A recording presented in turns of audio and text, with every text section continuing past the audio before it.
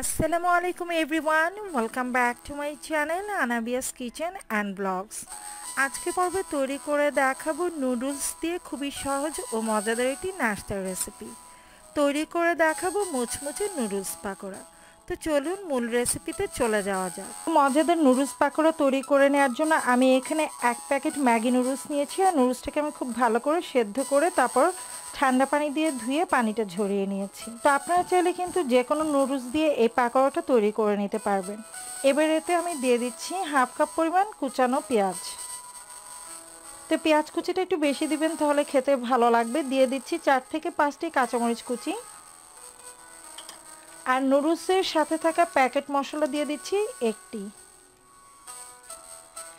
আর এবার আমি এতে দিয়ে দিব ম্যাগির স্বাদে ম্যাজিক। বাজারে এরকম ম্যাগির স্বাদে ম্যাজিক মশলাটা পাওয়া যায় মাত্র 5 টাকা, যে কোনো মুদি দোকানে পেয়ে যাবেন। তো এটা দিলে খুবই টেস্ট হবে পাকোড়াটা খেতে। আমি 1 প্যাকেট এখানে ইউজ করছি। আর আজকে এই পাকোড়া কিন্তু আমি এক্সট্রা কোনো মশলা ইউজ করব না, জাস্ট এই মশলাগুলো দিয়ে কিন্তু খুবই টেস্টি পাকোড়াটা তৈরি করে নেওয়া যায়। চিলি ফ্লেক্স দিয়ে দিচ্ছি 1/2 চা চামচ পরিমাণ। আর ডিম দিয়ে দিচ্ছি আমি এখানে 1টি। দিয়ে দিচ্ছি স্বাদ মতো লবণ। আর নুডলসের প্যাকেটে থাকা মশলায় কিন্তু কিছুটা লবণ রয়েছে, ম্যাগির স্বাদে ম্যাজিকও রয়েছে। তো আপনারা কিন্তু সে অনুযায়ী বুঝে লবণটা ইউজ করবেন। দিয়ে দিচ্ছি 1/2 কাপ পরিমাণ কর্নফ্লাওয়ার। এবার সব কিছু খুব ভালো করে মেখে নিতে হবে।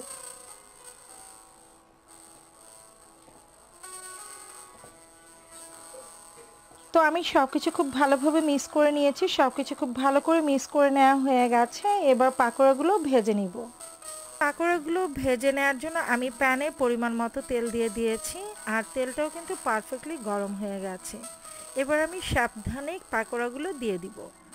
আর সাবধানে পাকোড়াগুলো দিয়ে দিবেন, খেয়াল রাখবেন হাতে যেন তেলটা লেগে না যায়।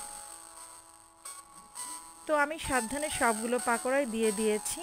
আর পাকোড়ার একটা পাশ হালকা একটু কালার চলে এসেছে। তো পাকোড়াগুলো আমি সাবধানে এবার উল্টে দিচ্ছি।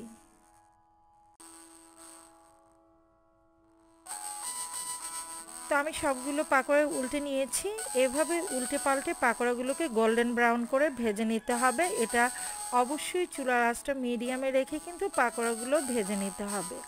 যদি হাই হিটে আপনারা পাকোড়াগুলো ভাজতে চান তাহলে দ্রুত কালার চলে আসবে, আর এটা খেতে কিন্তু ক্রিস্পি হবে না। তো আমি উল্টে পাল্টে পাকোড়াগুলোকে ভেজে নিয়েছি। আর দেখতে পাচ্ছেন কত সুন্দর একটা কালার চলে এসেছে। আর নামিয়ে নেওয়ার পর এর কালারটা কিন্তু আরও একটু ডিপ হয়ে যাবে।